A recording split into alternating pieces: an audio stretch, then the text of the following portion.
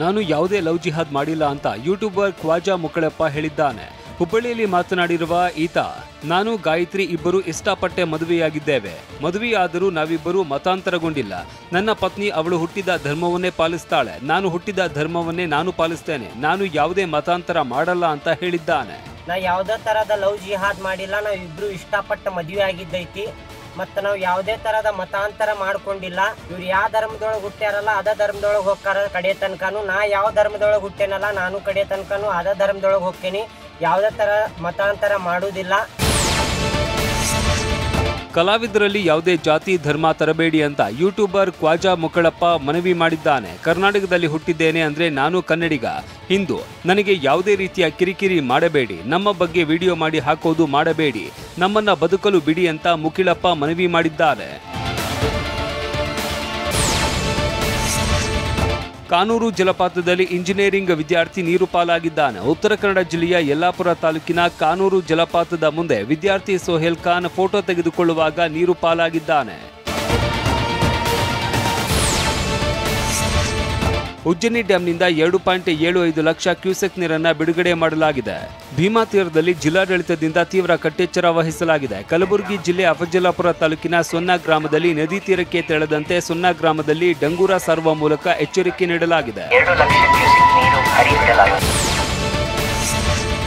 ಮಹಾರಾಷ್ಟ್ರದಲ್ಲಿ ಭಾರೀ ಮಳೆಯಾಗ್ತಾ ಇದ್ದು ಭೀಮಾ ನದಿಗೆ ನೀರು ಬಿಡುಗಡೆ ಮಾಡಲಾಗಿದೆ. ಉಜ್ಜನಿ ಜಲಾಶಯದಿಂದ 2,75,000 ಕ್ಯೂಸೆಕ್ ನೀರನ್ನು ರಿಲೀಸ್ ಮಾಡಿದ್ದು ಸೊನ್ನ ಬ್ಯಾರೇಜ್ನಿಂದ ಭೀಮಾ ನದಿಗೆ ನೀರು ಬಿಡಲಾಗಿದೆ. ಅಫಜಲಾಪುರ ತಾಲೂಕಿನ ಹಲವು ಗ್ರಾಮಗಳಲ್ಲಿ ಪ್ರವಾಹದ ಆತಂಕ ಸೃಷ್ಟಿಯಾಗಿದೆ.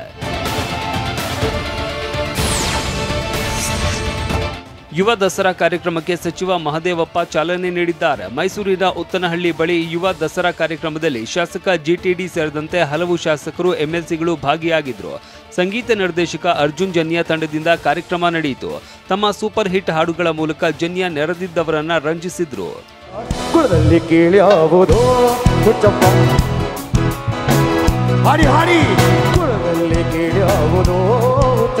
ಪದದಲ್ಲಿ ಮೇಲ್ಯಾವುದು ಹುಟ್ಟಿ ಸಾಯುವ ಹಾಳು ಮನಸ ಮಧ್ಯೆ ಕೇಳ್ಯಾವುದು ಮೇಲ್ಯಾವುದು.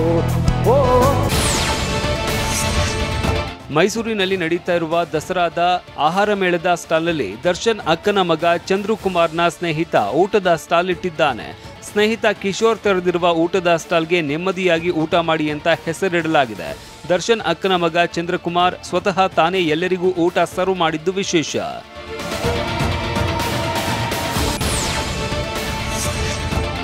71ನೇ ರಾಷ್ಟ್ರೀಯ ಚಲನಚಿತ್ರ ಪ್ರಶಸ್ತಿ ಪ್ರದಾನ ಸಮಾರಂಭ ದೆಹಲಿಯ ವಿಜ್ಞಾನ ಭವನದಲ್ಲಿ ನಿನ್ನೆ ನಡೆಯಿತು.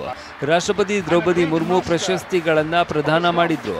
ಮಲಯಾಳಂನ ಖ್ಯಾತ ನಟ ಮೋಹನ್ ಲಾಲ್ಗೆ ಭಾರತೀಯ ಚಿತ್ರರಂಗದ ಅತ್ಯುನ್ನತ ದಾದಾ ಸಾಹೇಬ್ ಫಾಲ್ಕೆ ಪ್ರಶಸ್ತಿ ಪ್ರದಾನ ಮಾಡಲಾಯಿತು.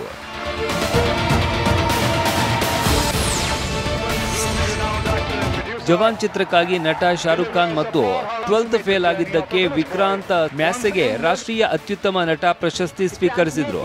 ಶಾರುಖ್ ಖಾನ್ ಮತ್ತು ವಿಕ್ರಾಂತ್ ಮ್ಯಾಸೆ ತಮ್ಮ ಅದ್ಭುತ ಅಭಿನಯಕ್ಕಾಗಿ ಅತ್ಯುತ್ತಮ ನಟ ಪ್ರಶಸ್ತಿಯನ್ನು ಹಂಚಿಕೊಂಡಿದ್ದಾರೆ.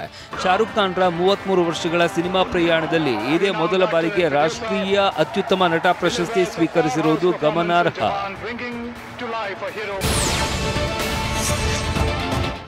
ಮಿಸ್ಟರ್ ಚಟರ್ಜಿ ವರ್ಸಸ್ ನಾರ್ವೆ ಚಲನಚಿತ್ರದಲ್ಲಿನ ಮನೋಜ್ಞ ಅಭಿನಯಕ್ಕಾಗಿ ರಾಣಿ ಮುಖರ್ಜಿ ಮೊದಲ ಬಾರಿಗೆ ಅತ್ಯುತ್ತಮ ನಟಿ ಪ್ರಶಸ್ತಿಯನ್ನು ಸ್ವೀಕರಿಸಿದ್ದಾರೆ. ಇನ್ನು ಪಾರ್ಕಿಂಗ್ ಚಿತ್ರದಲ್ಲಿನ ಅತ್ಯುತ್ತಮ ಪೋಷಕ ನಟ ಪ್ರಶಸ್ತಿಯನ್ನ ಭಾಸ್ಕರ್ ಅವರಿಗೆ ಪ್ರದಾನ ಮಾಡಲಾಯಿತು. ಭಾರತ ಕ್ರಿಕೆಟ್ ತಂಡದ ಮಾಜಿ ಆಟಗಾರ ಯುವರಾಜ್ ಸಿಂಗ್ ನಿನ್ನೆ ಇಡಿ ಕಚೇರಿಗೆ ವಿಚಾರಣೆಗೆ ಹಾಜರಾಗಿದ್ರು. ಅಕ್ರಮ ಬೆಟ್ಟಿಂಗ್ ಆಪ್ಗಳ ಪರ ಪ್ರಮೋಷನ್ ಮಾಡಿದ ಆರೋಪದ ಅಡಿಯಲ್ಲಿ ಇಡಿ ಸಮನ್ಸ್ ನೀಡಿತ್ತು. ಹಣಕಾಸು ಅಕ್ರಮ ವರ್ಗಾವಣೆ ಕೇಸ್ನಲ್ಲಿ ಯುವರಾಜ್ ಸಿಂಗ್ಗೆ ಇಡಿ ಹಲವು ಪ್ರಶ್ನೆಗಳನ್ನು ಕೇಳಿದೆ.